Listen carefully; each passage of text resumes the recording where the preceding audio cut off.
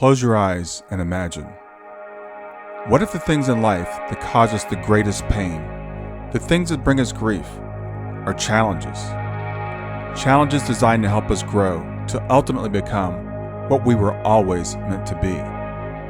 We feel like we've been buried, but what if, like a seed, we've been planted? And having been planted, we grow to become a mighty tree. Now, open your eyes. Open your eyes to this way of viewing life. Come with me as we explore your true, infinite, eternal nature. This is Grief to Growth, and I am your host, Brian Smith. Hey everybody, this is Brian. I'm back with another episode of Grief to Growth. And today I've got with me a fascinating man. It's Father Nathan Castle. He's from Groves, Texas. He received an MA and MDiv, or Master's in Divinity degrees, from the Dominican School of Philosophy and Theology at the Graduate Theological Union in Berkeley, California. He served in campus ministries at Arizona State University, at Stanford, and at UC Riverside. Father Nathan has chaired the executive board of the Catholic Campus Ministry Association. What we're here to talk to him about today is he's actually helped more than 500 stuck and not so stuck souls who died suddenly and traumatically. He's helped them to adjust to the afterlife. Victims of fires, automobile accidents, shootings, stabbings, drownings, and suicide come to him in dreams seeking help to resolve their interrupted death experiences. Excuse me. Father Nathan believes that providing such help is something the Holy Spirit has given him and his prayer partners to do. In his Afterlife Interrupted books, Father Nathan is quick to point out that not everyone who dies suddenly gets stuck. He's also the author of Antodo 2, The Wizard of Oz is a Spiritual Adventure, and Afterlife Interrupted, as I said earlier, books 1 and 2, helping stuck souls cross over. Nice to be with you. Thanks for being here, Father. I want to talk to you about, first of all, I'm a little bit concerned about this subject because I'm always trying to bring peace to people and alleviate fear as much as possible. So when people hear about souls being stuck, what does that actually mean? Well, when I first, my first of my two books, I used that in the subtitle. I was comparing it to the near-death experience that you're familiar with because we're both members of IANS, the International Association for Near-Death Studies, where people talk about, being out of body during a heart attack or some other trauma to the body or whatever, and having their consciousness float above, observe things that are inexplicable, except that the consciousness is outside the body. And very often they have a kind of a sequence of perhaps going down a tunnel or toward an attractive light, maybe seeing loved ones or religious figures, having some conversation about staying or going, and then often being told to come back, or they're asked, they choose to come back. That's pretty common. Raymond Moody made that famous back in 1975 with his book Life After Life. These experiences are people that really died, but they did not have a smooth sequential movement from the body they were in to what happens next. And I got rid of the word stuck in the subtitle of the second book because I found that some were stuck in the way that people can get stuck in a trauma loop. You and your listeners probably know at least one person who's alive on this earth, but who is grinding away at some trauma that happened some time ago that just won't turn loose. And that could be very painful. And some of the people that I dealt with, especially in the first book, were in a trauma loop about the way they died, after they died. Kind of kept reliving the automobile accident or something like that. So I thought of them as stuck. And some were. But then others, it just seemed like none of us know what it would be like to die traumatically, be healthy 1 minute and die and be out of body the next. And for some of them, it is just so abrupt and so much all at once that they really need something like intensive care in the afterlife. Their needs are greater than the needs of people that died peacefully in their sleep. And so the afterlife provides it. Okay. And so how did you discover that you had this ability? Well, I do that in two parts. I I was taught as a Catholic Christian child very early on that I had the capacity, the ability, and so did everyone else, to pray for the dead and influence their ongoing life. Hmm. In fact, I try not to even say the dead. I caught myself saying it there because they're still alive. Everybody is. It's not just about religious belief or whether you believe in an afterlife or not. People who didn't believe in it awaken to it and go, oh, it's still me. They might not say I'm still here because they don't know where here is because they're not in the same here where they were earlier, but that they're alive and that they are themselves is self-evident. And then they have to figure out the rest of it. But anyway, I was, as a little Catholic child, I was taught to pray for the souls in purgatory. And the way that is presented to me as a child is that there were three options upon death about where a person went next: heaven, hell, or purgatory. And that most people weren't absolutely horrible or absolutely perfect, and most people landed in the middle. Um, by the way, we were also told in first grade, I remember that we would only know if a human person was in a permanent hell if God told us so, and God has not told us so. We don't know the name of anybody in a permanent hell, no human person. So anyway, but it seemed like they were nation states, like you cross the border. If you were in one of them, you weren't in the other, or something like that.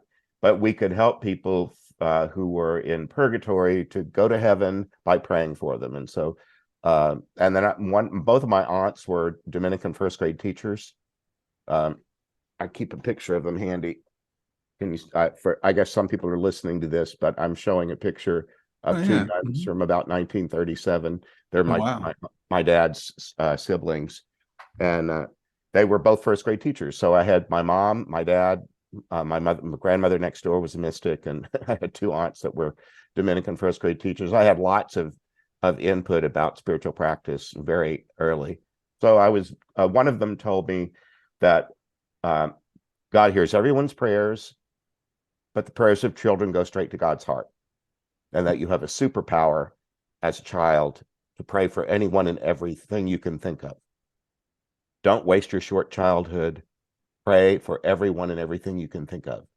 And I was also told that in purgatory, if yours was the prayer that sprung somebody into heaven, that they'd be eternally grateful to you. You'd have a friend in heaven.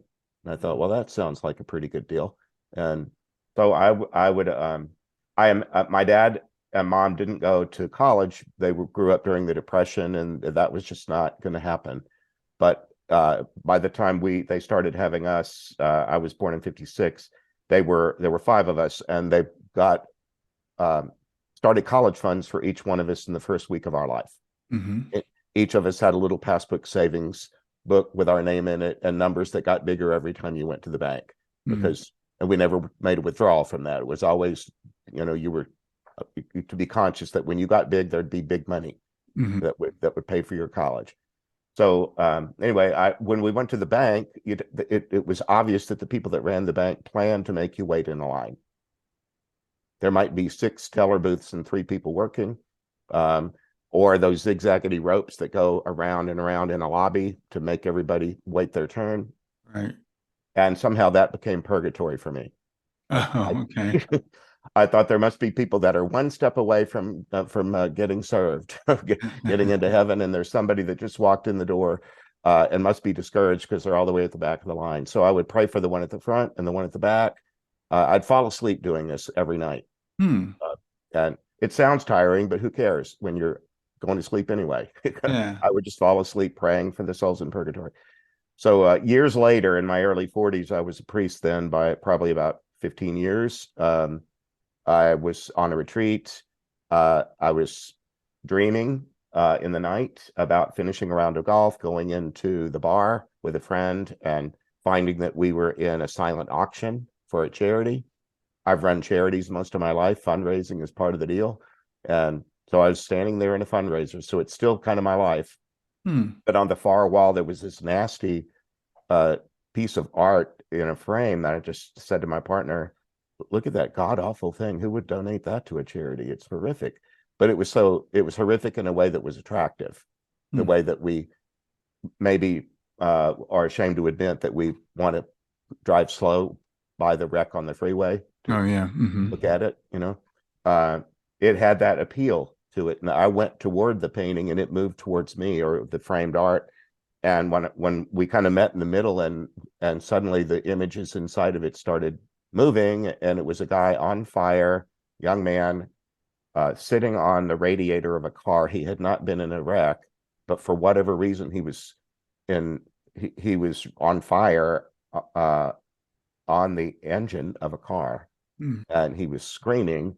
And I woke up, and I knew the first part was my dreamscape and the second part was not. Uh, so, and it was quite clear. I've had to carry a pager or have a pager on the nightstand to take my turn in case there's a call, hospital call in the night. Most Catholic priests somewhere along the line have to do that, take a turn in case there's a medical emergency in the middle of the night. Mm-hmm. This felt like that. It felt like being summoned by somebody who had an urgent need. And so I sat up and said a prayer. I spoke aloud to the person, said, "This is what I just saw. You stay put. In the morning, I'll find a helper, and we'll see what we can do." And that's the way we got started. Oh wow. All right. So you found a helper, and how did that go? It went very well. I was on a retreat with most of the people on it were friends of mine. I was Mm-hmm. their pastor for a lot of them. And one of them had extraordinary spiritual gifts that I knew about because I had been a prayer partner with her previously. And I thought her gifts might be helpful. So I said, "Would you mind praying with me when we get a break? Something happened in the night. I'd like to tell you about it and have you pray with me and see what we might learn or do." And in the course of it, she said, "Well, we've got still and we said our prayers." And what I approach this very carefully when we move into spirit communication. Mm-hmm. Catholics start in the name of the Father, Son, and the Holy Spirit anyway. So we're inside the body of Christ. And uh, I think of that as kind of surrounding me. Mm-hmm. Uh, I pray to Michael the Archangel, to Mary, Mother of Jesus, to Saint Dominic, the patron of the order I belong to. Different ones. I think of myself sort of like inside a huddle at a football game, Mm-hmm. surrounded by beings of light who are my friends, who I know love me and would protect me. And then I feel it's safe to open to something unknown. Mm-hmm. Because I feel like if I were inviting someone dangerous, my friends wouldn't let them through. That's Okay. the way I think of it. Yeah. And um, she said, "Whoever this guy is, he really wants to talk to you. Would it be okay if I let him?" And I knew she had the gift that I think belongs to the in the Christian language, it would be the gift of prophecy. Mm-hmm. Actually, Jewish and Christian prophecy, allowing one's voice to be used for God or a godly person to communicate a message. So she did that, and out of her came his voice saying, "Who the hell does he think he is, taking me just when my life is getting good?" Mm-hmm. So I said, "Hello, my name is Nathan. This is my friend through whom you're speaking. Uh, you, I think you gave me a message in the night. This is what I saw. Is that what you wanted me to see?" And he said, "Yep, that's how I died." He was from Georgia. He was from rural Georgia, and we learned that he died in 1960 when I was 4 years old. Mm-hmm. Um, we said, well, like, you probably do this in different parts of your life when someone comes into your presence and you say, "How can I help you?" Mm-hmm. Like when we walk into a store, a Yeah. lot of time a clerk will say, "Brian, what can I do for you?" Right. Right. And so we just said, "What is it you want?" His name, we learned that his name was Ray, that he died in 1960. He told us he had gotten his girlfriend pregnant their senior year of high school. They married. The child was about a year and a half old. He went in on a small business. They rented a house that had a detached garage, and his best friend and he went into business repairing cars. Hmm. On a Sunday afternoon, they'd had too much to drink. The friend was over for Sunday dinner at their house. Apparently, the friend said something that Ray thought was off color or insulting toward his wife, and they took it outside. Hmm. They left the table in anger and went over to the shop. And then some. Still doesn't know how he caught fire, but he was wearing greasy clothes and sitting on a radiator of a car. Hmm. And how he caught fire, he doesn't know. But he had been taught that the reason people die at all is because God took them. Right. Right. Um, Maybe some of your audience has heard that before. Mm-hmm. Well, the way he interiorized that, it was now God burned him to death. Who the hell does he think he is? Yeah. But that's where we started. Wow. So were you able to help Ray? We were. It took us a few sessions. It's the only one in all these years, 27 years now, that took more than one. But we were learning our way along. There wasn't a manual to follow. We just Right. we just did the best we could. He told us what he wanted was my wife. He had been watching her for like 40 years after his death, and Hmm. she's in her 60s. He said she married again. She married up. She married her a lawyer, moved to South Carolina. Uh, uh, they had no more children. He did a fine job raising my son. I have no beef with that man, but my wife is dying, and I want to greet her when she comes, but I can't the way I am.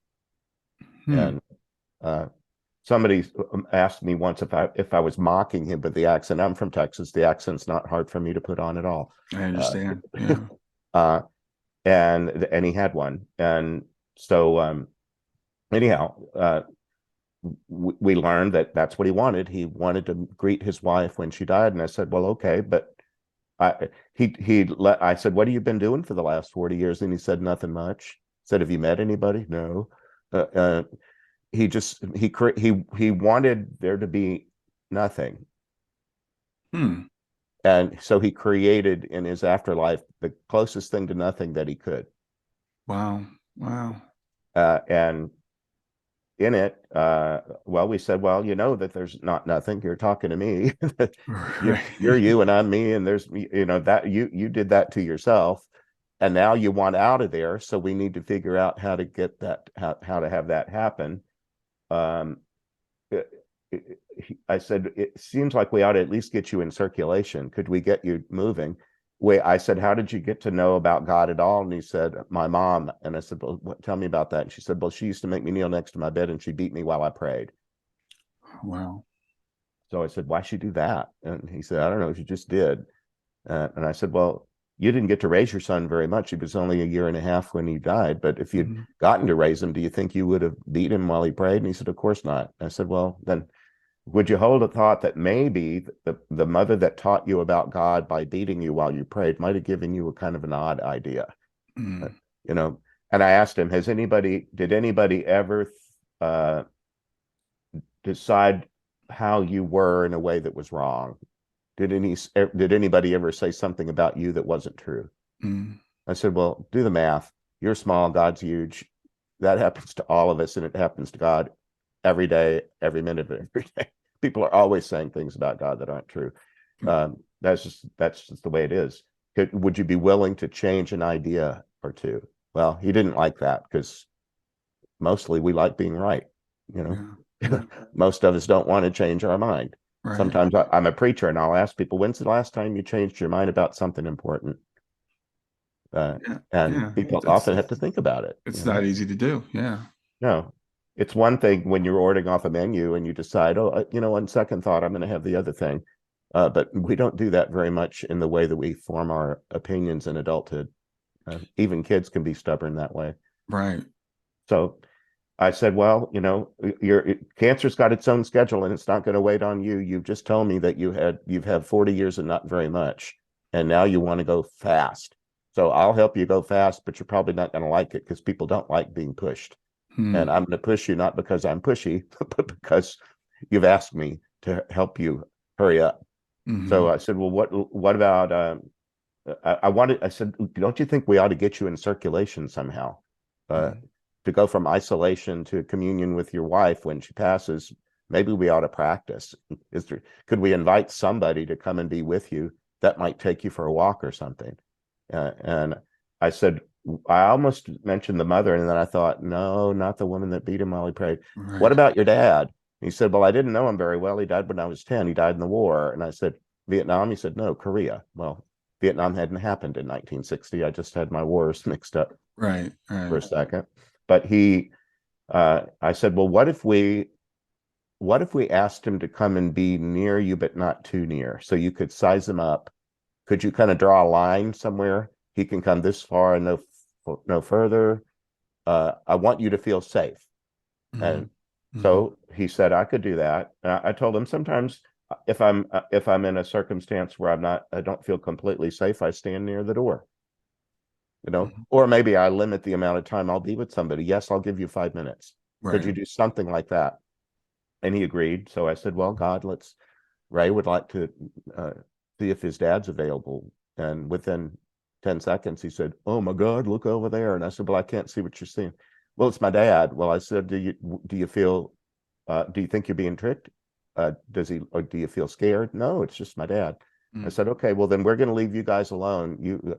He'll take it from here and we'll meet up with you in a few days. So when we did meet up with him, uh, I asked him, as a counseling technique, you do some counseling, don't you, in life coaching? Yes, I do. Uh, Mm-hmm. when people go dark, one of the techniques is to change the subject.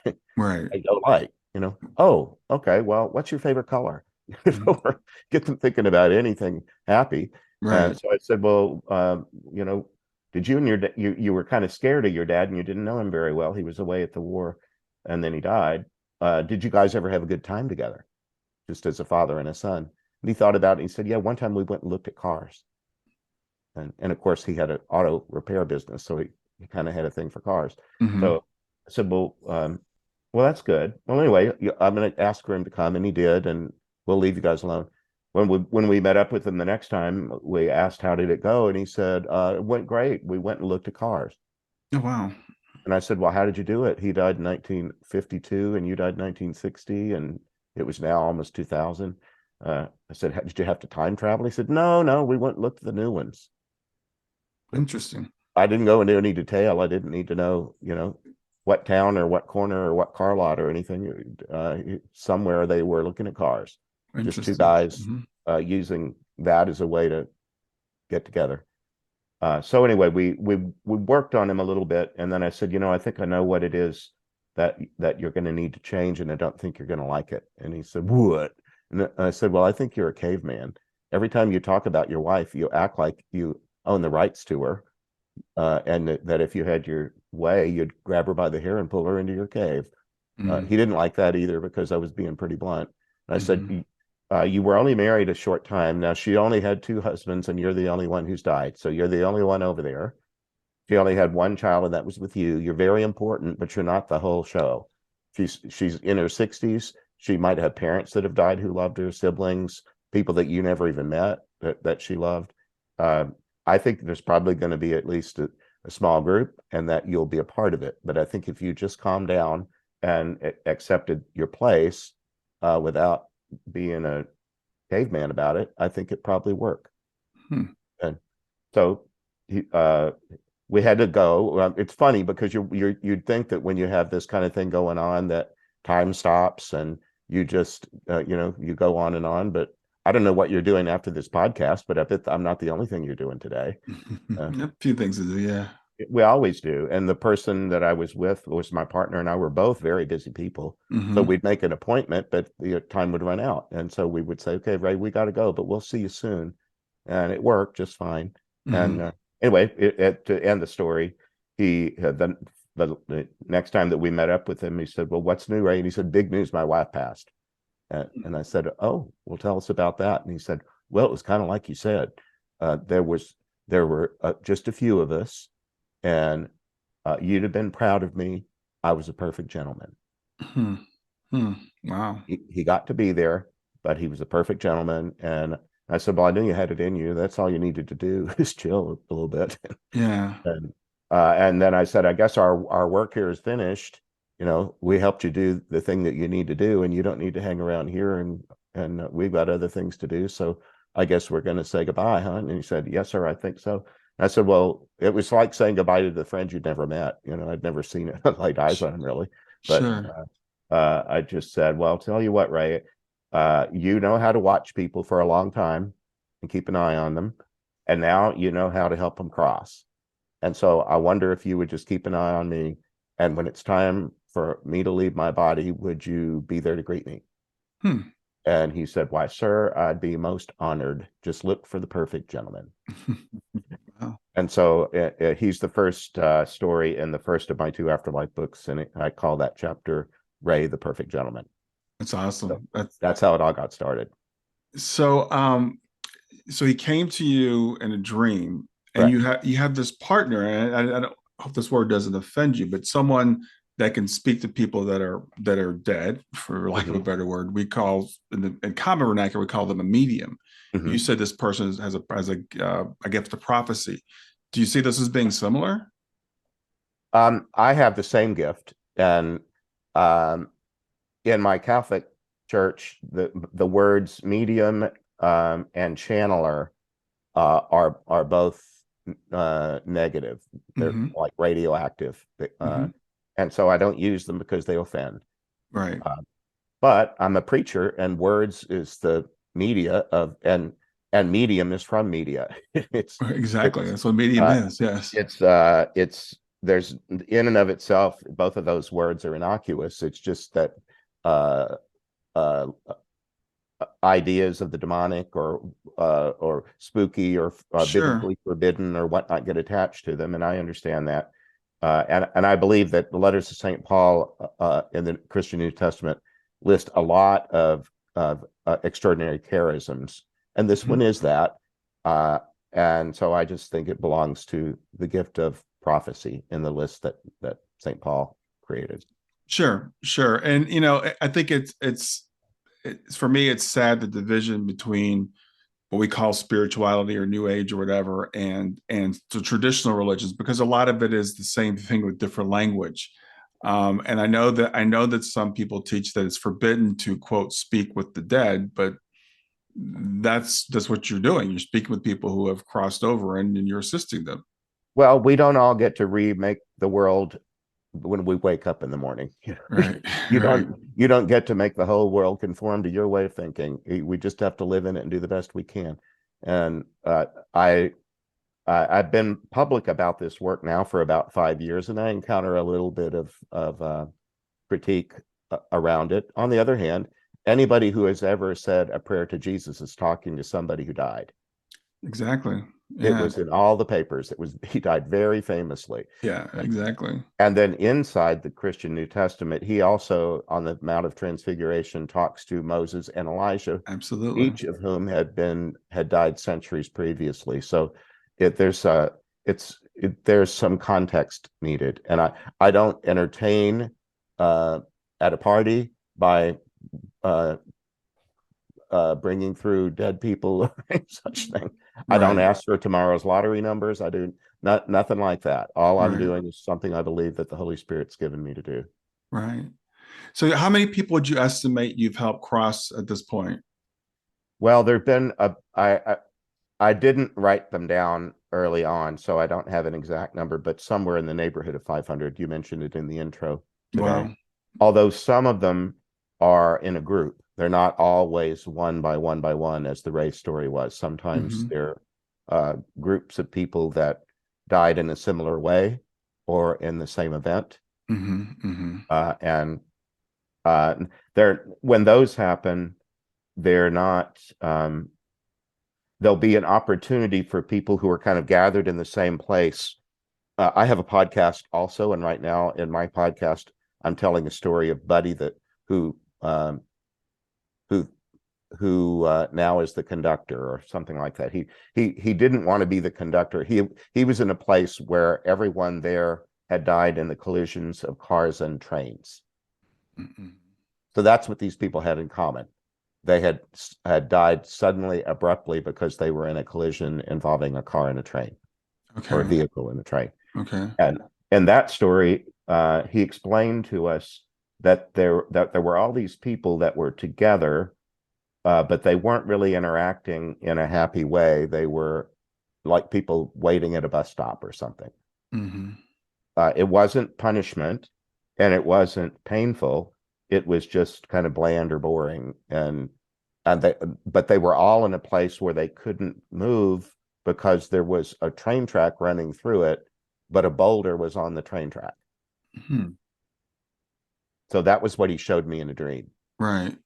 And In his case, uh, both of my sisters have the same gift that I do of allowing speech through, Oh, wow. that prophetic gift. And my elder sister Mimi lives in suburban Houston. We were in her backyard, and I asked her, "Would you mind helping with one of these?" And she said, "Sure." And so when we're both there, and the person that we're trying to help could come through either one of us, we had to wait and see who it would be. Hmm. And he chose her and spoke through her to me, and uh, he was angry and had an attitude and said, "I'm not the conductor. I never said I was the conductor. These people want you to be the conductor. I'm not the conductor." And well, we learned that he had been out with a buddy drinking and having some fun, he said, but he Hmm. meant drinking. Hmm. And that's when the accident occurred. And he said, "I was like locked out of my own body. I couldn't get back in." Hmm. And said, "I've been here with these people and none of us can move because there's this boulder on the train track." And Hmm. and I said, "Well, I suppose you'd like me to help you with that if I can." And he said, "Yeah." I said, what should we call you?" And he just said, "Just call me Buddy." Okay. He didn't really want to disclose his name. He just wanted to keep it, a little more distant. "Just call me Buddy," the way you Hmm. might say, "Hey, buddy, you over there." Yeah. Uh, uh, and in that one, well, we learned that. Uh, I said, "Well, the problem is there's this rock, a big rock on a train track. How would you get how would you get it off?" I said, "Is there a stick or something like you could do a fulcrum? Maybe you get everybody to push their weight against it and you pry it off the track." And he said, "It'd be a lot easier if we just had some heavy equipment." And I said, "Well, that's a good idea. Have you asked for it?" He said, "No." I said, "Well, let's try that." Hmm. And he said, "Well, if you're going to ask for equipment, make sure you ask for the key to it." And I said, "Well, that's a good idea. It wouldn't Yeah. do any good if we couldn't even turn over the ignition." So I said, "Okay, well," and I didn't make a great big deal of it because these people aren't necessarily religious Hmm. or Catholic. Ray was annoyed when he learned that I was Catholic because he had been taught that we were, I don't know, of the devil or something. Hmm. Uh, I grew up in the South. Being a Catholic there is not always uh, Right. Hmm. welcome. Anyway, in that story, he said, "Yeah, make sure you ask for the key." And I said, "Okay, I will." And I just said, "God, would you please send Buddy a piece of heavy equipment that could help him get this rock off the train track? And would you make sure it has the key in it? And Hmm. while we're at it, could we have an operator just in case it's more complicated than he knows how to use? Could you send somebody that already knows how to use it just in case?" And so within 10 seconds, he said, "My golly, look over there." And I said, "Well, what are you seeing?" "Well, it's a front end loader." And I said, "Well, is it yellow?" "Lots of times they're yellow." And he said, "Yeah, it's yellow. And there's a guy up and there's a cab." And the guy was waving up at me to come up into the cab. So he climbed up there and the guy stood over his shoulder while he operated it. Hmm. And he said, "Oh my God, there's this big ball of light and it's coming right toward us." And I said, "Oh crap, you guys all got hit by something moving down the track. Do you feel safe?" Yeah. And he said, "Yeah, it's okay. It's just a big ball of light and there's people inside of it." And he said, "One of them's my papaw." Oh, wow. So I said, "Well, what's he saying? What's he doing?" And he said, "He's telling me to get any of these people who want to join hands and he'll pull us all through at once." Oh, wow. Okay. And so I said, "Well, that sounds kind of like a game we played when I was a child on the lawn. We would pretend that we were a train and we'd all hold hands and we'd start running around and the train was going too fast and it'd fall off the track and we'd all fall down on the lawn." I said, "Did you ever play a game like that?" And he said, "Well, I suppose." And I said, "Well, uh, he said, anyway, it's going to be a long line because there's a lot of people here and they don't have to do it if they don't want, but if they want to, they can join hands and he'll pull us through." Hmm. And so I said, "Well, okay, well, you guys do what you need to do." And that was a real quick one because his papa pulled them through. Oh, wow. And we don't tell these stories publicly unless we get their permission. And when we're in the middle of one of them, it doesn't seem like the right time to butt Hmm. in. Hmm. "Brian, before you leave, we want to Yeah. use your story in a book." Right. Right. So we go back one more time because I believe that's holy. It's respectful and polite, and we're not idly curious. We have an important reason. So we go back into protected prayer and ask, is it okay? Could we use Hmm. your story? And when we do, sometimes they give us updates on what they've been doing since, the way that you might do with a friend you haven't seen in a while.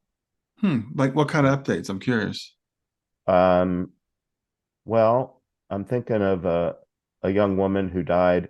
She was in a car crash when she was 24, and I said, "Was that must have been how you died?" And she said, "Only half of me, the bottom half." She was paralyzed, Oh, and that she had 12 years of physical therapy, but was never able to walk. And she said, "I got better and stronger, but I was never able to walk." Uh, but in that one, she had a physical therapist friend that came for her. What happened to her was she had that accident at 24, and then at 36, a dial-a-ride van came to pick her up to take her somewhere, and in the course of loading her into the back of it, the operator dropped her on her head and killed oh her. wow. Mm. So she was disgusted that there was an afterlife. At first, she thought, life, I'm sick of life, you know. Yeah. Uh, Mm. and but when they don't come to us until they've been vetted. I don't have to arm twist anybody. They have other helpers that move them along through some healing, and we're kind of like the discharge staff at a medical center. Hmm. When you don't need to be there anymore, somebody's in charge of seeing that you leave in an orderly way. Hmm. Uh, Okay. that you know your medications, you know your next a therapy appointment, or who's going to come for you, and are you going to be well fed? All of those kind of things. Anyway, that's kind of what we do. But in her case, when we did follow up with her, and she said yes to using the story, and she told us that all she's been doing since is doing cartwheels on the lawn like she's a 10-year-old. Hmm. And Hmm. she said, I'm sure I'll get sick of it at some point, but I haven't yet. And nobody's hollering, come in here and do these dishes or stop that nonsense. I'm just allowed to do what I want. And Interesting. all I wanted to do was cartwheels. Interesting. I haven't talked to her ever since, but I'm pretty sure she's gone on to something besides cartwheels. But at the moment we talked to her, she said that's all I wanted to do for a while. Yeah. So your understanding of, we've talked earlier, the traditional view is we were given that there's heaven, there's hell, there's purgatory, and God sends you to one of these three places. So what's your understanding now of these afterlife realms that people are in? Well, I don't know for sure, Brian, but I can give you an opinion. My undergraduate degree was in sociology and social sciences, so Hmm. that was kind of a formative training for me at the beginning of my higher ed. And in the social sciences, you're supposed to observe uh, phenomena, behavior, uh, record what you saw, and present that data. Hmm. Hmm. If you have an opinion about the data, you're supposed to do that separately. Sure, You're, sure, you're that's supposed to fair. label it and say, having done this research, here's what I think about it, which is the question you're asking me. Yes. Now, I made a point in my books to say I'm not writing doctrinal books. Right. Right. I'm I'm just recording phenomenon. And by the way, all of these are recorded on an app on my phone and then transcribed. And my books are mostly the cleaned up transcriptions, getting rid of stammers and incomplete sentences and stuff, trying to Mm. stay as Hmm. true as we can to what it felt like to be in the conversation. Awesome. But um, it I was taught, well, when you look around at the universe, and if you believe it's created, that it didn't make itself, it never Hmm. made sense to me to believe that everything around me just sprung into being all by itself. Houses don't build themselves. Hmm. Uh, uh, a creator creates, and that made sense to me, in kindergarten. Uh, I believe that the creation is so varied. Like, how many kinds of fruit flies are there? How many kind of ants? Or how many kind of human beings? Right. There's just such breadth and variety and creativity, and some of it is just want to makes you laugh. You see nature films about, my sister and brother-in-law are both underwater photographers, and they'll go into places and come up with animals you never knew existed. And Hmm. uh, anyway, there's just such variety that I see that variety played out uh, in the stories that I Hmm. assist with. There isn't just one template of how everybody, how it happens when everybody dies, that everybody gets funneled through the same process. Mhm. And the Christian imagination about the afterlife is in the most people have what to me seems like a pretty, I don't know, limited idea of streets of gold or angels with harps or church Yeah. services that go on forever or clouds or whatever. Mhm. Uh, although when you go to funerals, sometimes you'll have some eulogist or somebody at the reception saying, well, I bet he's up there with all his poker buddies now, or I bet he's on the first tee in heaven or something like that. We hope that something that we know gave our deceased loved one joy is present for them, you know. Yeah, I think most of us have moved beyond those images of streets and gold and flames of sulfur and all that. And from what I understand, what I always say to people is, I think that why would we think the afterlife is any less varied than here? As you mentioned Yeah. earlier, the Earth is complex and interesting and detailed and varied. So why would we think that a lot of our views of heaven, what we're children, sound very boring to me. Yes. But what I'm really curious about is this. I guess the inability or the unwillingness of some people to move on. Like you mentioned, we started talking about Ray, and it sounds like Ray was angry about being in the afterlife and in a way, I guess, stuck. Also, 40 years sounds like a long time. Have you ever spoke with anybody about what time is like for them versus for us? Yes, and I thought I fell into that same uh, way of thinking that it must be the same for everybody. Well, it isn't. Uh, some people, but you must know people that hardly ever know what time it is. Mm-hmm. Don't you Yeah. have some people that if you make a dinner reservation, they're not going to be there? Oh, absolutely. Where- Yeah. um, and then there are other people that are just punctuality is everything to them, but we have different attitudes towards time. Mm-hmm. And in the afterlife, I've seen people. Ray wasn't really bothered by.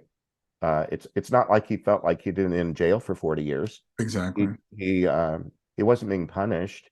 He was just waiting for his wife, Right. and that's the way he decided to frame his moment. He had other choices, but sometimes maybe some of your listeners have done this in their lives. Have you ever painted yourself into a corner with your own thoughts Mm-hmm. Yeah. and just decided, well, that's the way things are, and they're never going to be any different? And Right. especially persons who are prone to depression Mhm. can really allow that to take over and decide that the rest of their life is going to suck because the present moment does.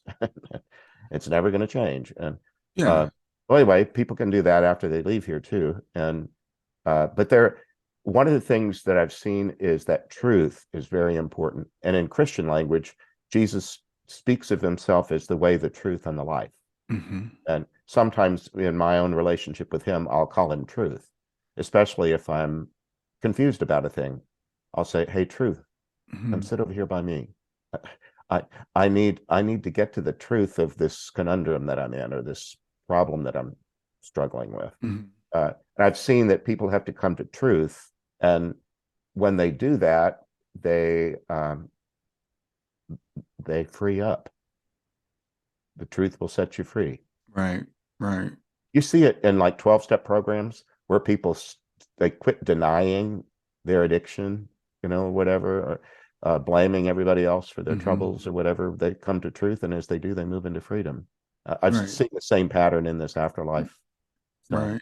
whether it has religious language around it or not.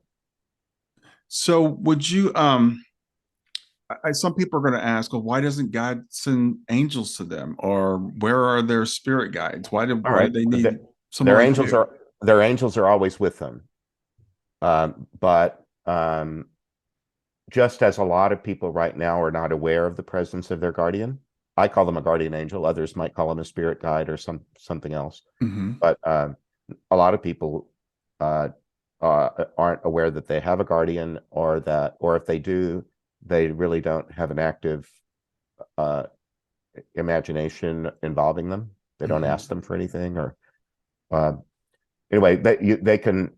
Their guardians are always with them, and over time, remember we've been doing this about 27 years, and I've gotten used to after doing protected prayer with a prayer partner, and these could work just fine over Zoom, like we're doing today, a remote Hmm. video. Hmm. But you don't, during the pandemic, it was impossible to travel to be with one another or to be safely in the same room. It works just fine on Zoom. Um, uh,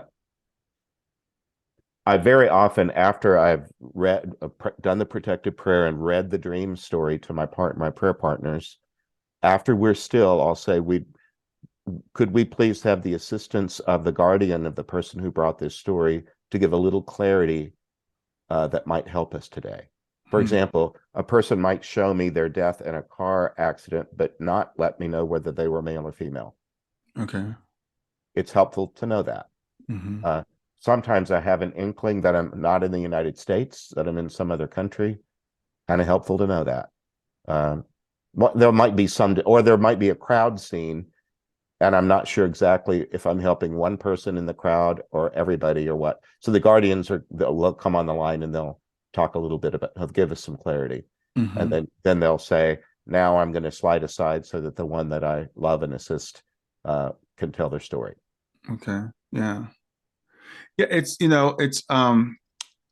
interesting talking about this because I've heard some people say that, once we die, that we're suddenly just where we're going to be. We're in heaven, Yes. or whatever. And I've heard other people say that we never die alone. But it sounds, I'm hearing a lot more free will in what you're talking about. That People, they don't die alone, but they can think that they did. Right, right, yeah.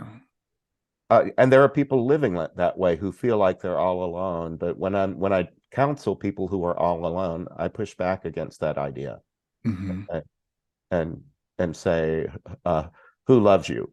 or "Who could you call right now if you wanted some companionship or you wanted a listening ear?" You're talking to me at least, and we're that's not I'm not nothing, Exactly. Uh, anyway, they nobody dies alone, but sometimes they can think they do. But on the other hand, I have lots of stories, really beautiful stories of people who didn't pay any attention to their guardian and found at the moment that they were dying in a violent way, their guardian snatched them out of it before the flames could overtake them. Or, Hmm. they know that their body went through the windshield during the crash, but they weren't in it at the time. Right. They were already out of it because their guardian saw to it. And sometimes their Yes. guardian takes them and sets them aside the wreck or the event, whatever it was, and says, "Do you understand you're safe? You're over here. Your body's over there. You're safe right here." Hmm. And sometimes they adjust really well to that. They'll say, "Oh, okay. This this one lady she died in her own home in a home invasion, and she was elderly and she'd fallen and cracked some ribs. She was mostly on her couch and she lived in the woods, but neighbors brought her vegetables or, some little cooked thing. She Hmm. quit going to church because it was just too difficult physically to get there, but she was Christian. Uh, and some people showed up at the door. She thought they looked like they were on drugs. And she knew that in the woods, there were people that were doing, you know, cultivating marijuana, or I don't know. A lot of our drug problems have moved into rural places, and um, that's not so uncommon. Anyways, a couple showed up at her door and walked right in, and she said, "I tried to muster myself." She was, I think, in her 70s and frail, but Hmm. she said, "I tried to muster myself and defend my home. Maybe I shouldn't have, because it's that the man gave me one shove, knocked me over, and that was all it took." And but she said, "But before I could hit the floor, I was above my roof, between the roof and the trees above it, and my guardian was there." And uh, she said, "I would never have thought that being killed in your home could be so easy." Hmm. And her guardian said, "What I want you to do is pretend that you are a dog that just went swimming, and I want you to shake really hard and shake off everything that just happened." Oh, And wow. so she did that. And then he said, "Now, if you would, uh, I think we should leave. It's unpleasant here. Hmm. The place where you were just murdered. Right, It's right, unpleasant. right. Let's get out of here." And She said it reminded me of tandem skydiving that I'd seen on TV. He wanted me Uh, to get on his back and fly away. mhm. And she thought of tandem skydiving, and she said, I would never in my life have jumped out of a plane, even if it was with somebody that knew what he was doing. Wow. But Wow. she said, I didn't have a better offer in the moment. And he seemed so kind. So I got on his back and we flew away.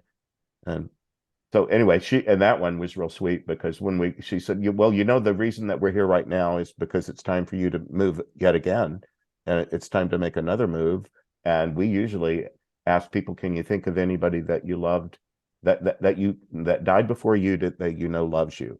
In Okay. other words, do you have somebody on the other side who you'd be happy to see and who could show you around? Because you're going Mhm. someplace you haven't been before. You need to know, you need a guide. Mhm. And that woman said, "Oh, it'd be my sister Celie. She died a young woman, and I've been talking to her photograph for 40 years." She Wow. said, I'd love it to be her." So we said, "Well, let's be still, and we'll say a little prayer." And we asked for Celie. Cecilia was her name, but she went by Celie. Mhm. And then the lady said, it was Claire was her name. She said, "Oh my God, look at that. She looks like a little tart." Oh, wow.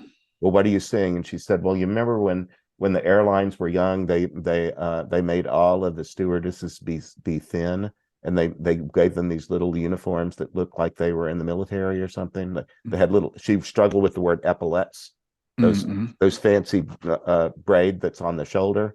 Uh, and she said she's on one of those planes and she's dressed like that. She always wanted to be a stewardess and she never got to do it. Oh, Uh, wow. but she's on one of those planes that you have to walk upstairs to get into it, like they were in the early 50s. And she's in a little uniform and she's got a tray with an umbrella drink in it. And she's going to take me in first class. Awesome. Wow. And so she said, it's just girls having a little fun. Yeah. And so that's the way she crossed. So it's interesting. It sounds like her guide took her out of her body, which is going to be a comfort to people. Because I know I just talked to someone earlier today that was saying that, a lot of times we worry about people dying in trauma. And Yes. from my understanding is people very often, if not always, they're taken out of their body, even if it looks like their body is suffering. But her Yes. guide took her, it sounds like, to like another, like almost a way station somewhere between there and her final destination. For her, it was the space between her roof and the canopy of trees above it. Okay, so she had been there. Yeah, and then well, she wasn't exact about he did fly her somewhere. The somewhere was probably what I've seen a lot, Brian, is something like a healthcare continuum. Uh, if you or I did encounter, like if we were in a big accident on a freeway, Hmm. somebody in an ambulance would show up, Right, and then people with all kind of different skill sets show up to do what they do, and they right, do it in an orderly way. right. Somebody in the emergency room, and then maybe somebody in surgery, or maybe somebody in ICU, all the way to the end where people like me are at the discharge point. Yeah. Uh, so it's very much like that. And they comment upon it that, like, there was one guy that was from a South American country where he lived in poverty. It might have been uh, Bolivia or Peru, can't remember, but he had been poor, and he would never ever have been in a clean hospital. Mm. It just was nothing that would have ever happened. And he said, I woke up here and I thought I must be rich. The Mm. the sheets are clean and the food is good. There's people that are always kind and they always do the right thing. They know what I need and they provide it. And Hmm. so there's something like a healthcare continuum where people get what they need and they move through um, something analogous to the way that we heal here. And when they reach a level of health, they move along. It's really interesting you say that because there's a guy I interviewed who had a near death experience. And one of the things he said in the interview was he talked about someone being a nurse in the afterlife. Yes. And I get so much pushback. People are like, how could anybody be a nurse in the afterlife? Everybody's healthy. There's no need for health care, because we've got this projection that we're just immediately, we go from here to there. And what I've heard a lot is there is some sort of a healing process that some people do need to go through. Well, and when I was a child being taught about heaven, hell, and purgatory, we were told that there would be some who didn't need purgatory, who would just go right into heaven. And then from going around evangelical Christians in my childhood, there are a lot like hymns that assume that Jesus sweeps up a person in his arms and all is well and so on. And perhaps that's true for some, Mm-hmm. but Mm-hmm. then others don't even know him. And would that really be the most appropriate thing? He might. A lot of people are scared of him. A lot of people Yeah. are told that Jesus is the judge who's going to throw the book at them. Or Have you encountered people that are like that are scared to go to judgment? They're scared that if they move on, that they'll be judged. well, yes and no. By the time that I encounter them, they're ready for Oh. what my prayer partners and I do. So if they had that kind of fear earlier, Mm-hmm. they got through it somehow. And they'll, you know how I don't know if you're familiar with the Christian scriptures. I don't know your background, Very but much, yeah. there are places where Jesus will say to his disciples, uh, "Others have sown the seed and done the cultivating, and you're coming into the harvest." Mm-hmm. uh, Mm-hmm. that you're harvesting what you didn't sow. Mm-hmm. Well, I feel like that a lot of the time that uh, I just happen to live in a chain where I provide a service, but it's been preceded by services provided by lots of other people, and they'll sometimes remark about that, and they'll say, "Well, they helped me get out," especially the ones that had a trauma loop. Okay. If they were looping about how they died, they really do need to leave that behind, and it can be left behind. They just need help learning how to step out of that. Sometimes gradually. Yeah. I've seen how one guy died in a fall from a building, and he he kept falling and falling and falling in his afterlife. Mm.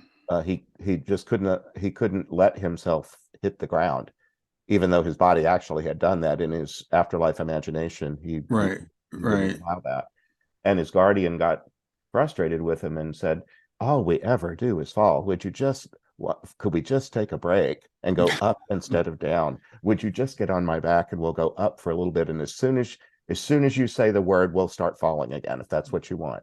But he was trying to just to show him that he had some autonomy, some authority over his thoughts.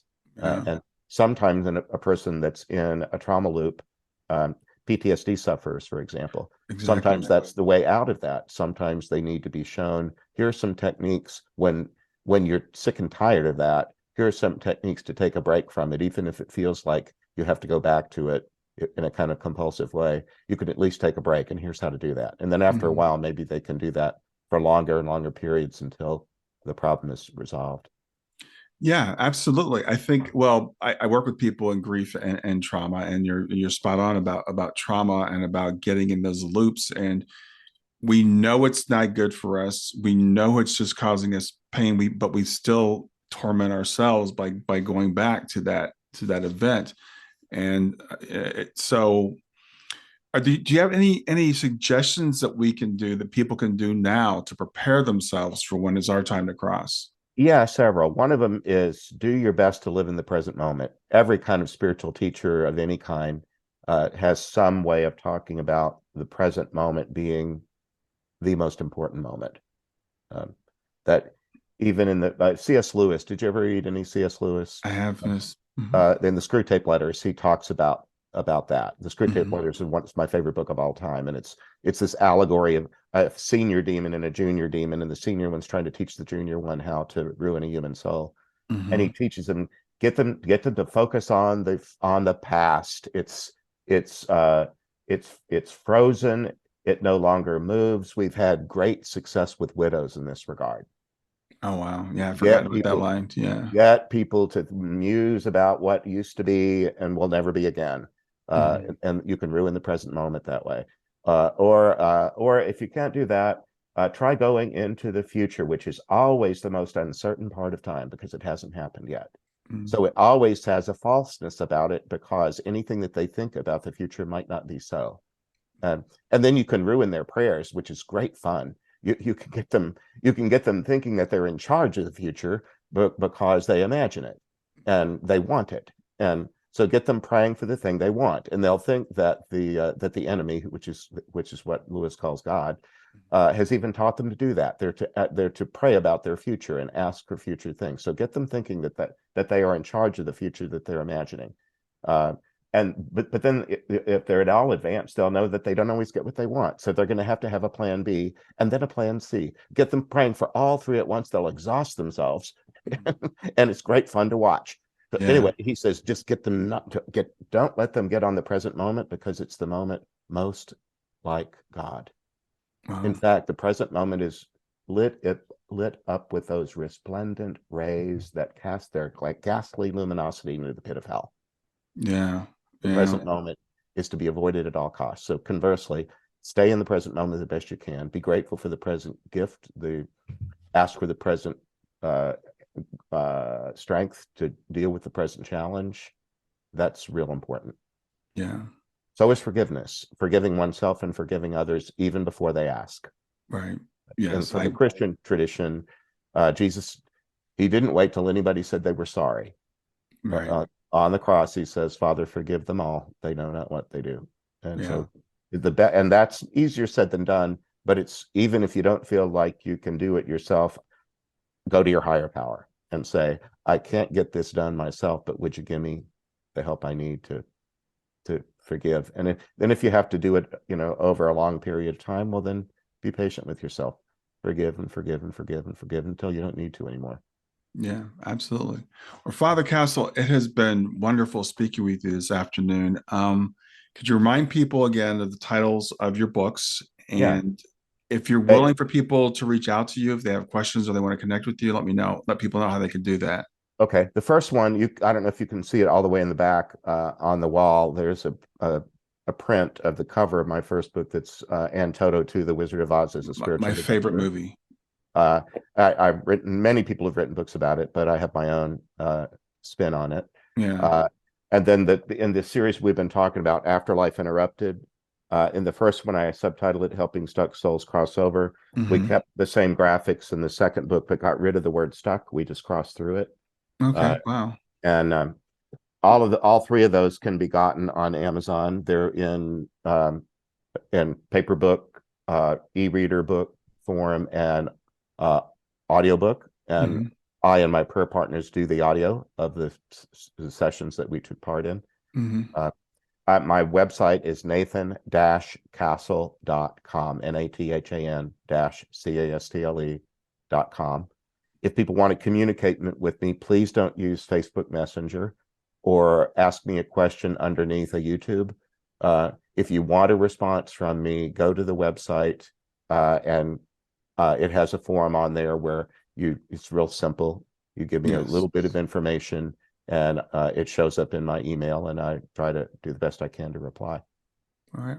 Well, thank you for being here and thank you for the very important work that you're doing. Hey, let me add one more thing. Sure. I also have a podcast that Right. launched back in October. It's called the Joyful Friar podcast. I'm a friar, and our founder, Saint Dominic, was called the Joyful Friar. So that's the reason I joined the order. I wanted to be in a joyful place. Awesome. And I will put a link to all that in the show notes. So if you Okay. didn't catch any of that, that's fine. Just look at the show notes and it'll be there. Okay. Well, thanks for the great work you're doing, Brian. All right. Thank you for being here. Have a great afternoon. Okay. God bless you. I'm excited to announce I have a great new resource. It's called GEMS, 4 Steps to Move from Grief to Joy.